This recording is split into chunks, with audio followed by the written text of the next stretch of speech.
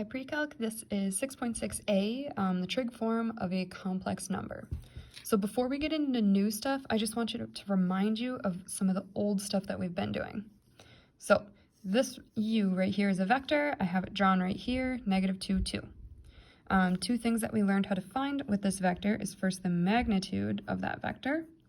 And we know to find that, we're taking the square root of -2 squared plus 2 squared. So that means the magnitude is the square root of 4 plus 4, 8, which is 2 square root 2, when you simplify. So we learned how to find the magnitude quite a few times, and then we talked a lot about finding the directional angle. And we know the directional angle is like in standard form, so from the positive x-axis going this way, and that angle is when we do the tangent inverse of the y over the x, or the b over the a, 2 over -1.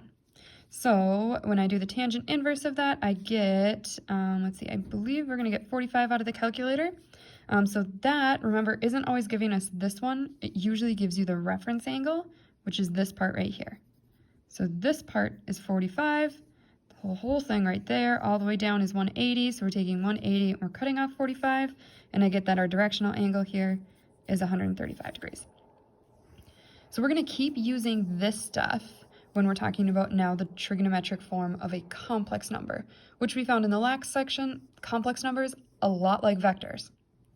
So here is the most important notes of the day. A plus bi, that just means any complex number.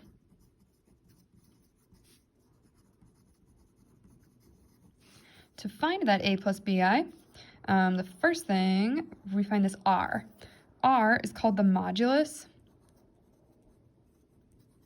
It's the same thing as the absolute value of this complex number, which we learned in the last section is mostly the same thing as like a magnitude of the vector, which we know is the same thing as the length. And we know how to find that right here.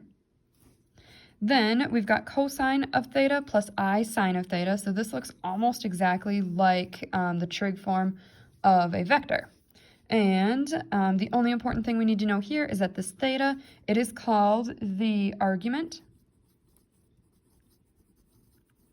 And we find it the same way that we find the directional angle up here. It's the tangent inverse of b over a. So let's use that. We're going to write this complex number in trig form. So we're going to need to find the modulus, which is the same thing as the magnitude, and we are going to need to find the directional angle. So first of all, let's find the modulus. That is just the length. So I'm going to take the square root of -2 squared plus -2 root 3 squared. Let's see, -2 squared is 4. -2 root 3 times -2 times root 3. Well, -2 times -2 is 4. And root 3 times root 3 is 3. So this is the square root of 4 plus 12, which is the square root of 16. The length is just 4. Then we need to find the angle. So to find the angle, I'm going to take the tangent inverse of b over a. I can type that in my calculator, and I will get that theta is equal to, I get that theta is equal to 60. So before I just jump the gun and say, yep, definitely 60, I'm going to quick kind of sketch this angle so I know that this is backwards 2 and down some. So that's in quadrant 3, which means the reference angle of this much is 60, and I want the full angle right here.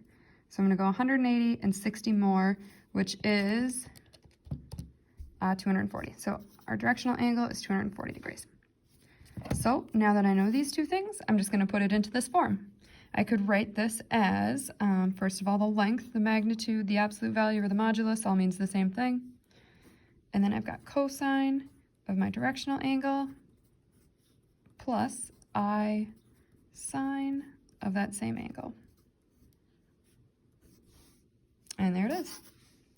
Now let's try to go backwards. here it is in trig form, we're going to write it in standard form. Pretty much that just means I've got to simplify this, and distribute it in. I just want it to look like plain old numbers instead of sines and cosines. So we're going to get out our trusty unit circle. If I've got a cosine of negative pi over 3, let's see, negative pi over 3 is this angle right here. So we're going backwards pi over 3. And the cosine down here is, let's see, so we're going down further than we're going over. So that means we're in down root 3 over 2, and we're going over 1. The cosine would be 1/2. And the sine would be negative root 3 over 2. And then I'm just going to distribute in this square root of 8. So the square root of 8 over 2 plus, I'm going to put the I on the other side now. It doesn't matter which side it goes on. This is the negative square root of 24 over 2. Then we just have to simplify. The square root of 8, I know, is 2 root 2. And I'm going to make this just a minus sign in between. Let's do 24, put it in the square root jail. 3 times 4, 2 times 2. 1 makes it out, 1 dies. I've got 2 root 6 over 2i. And then I just simplify. Those can cancel, so I get root 2 minus root 6i.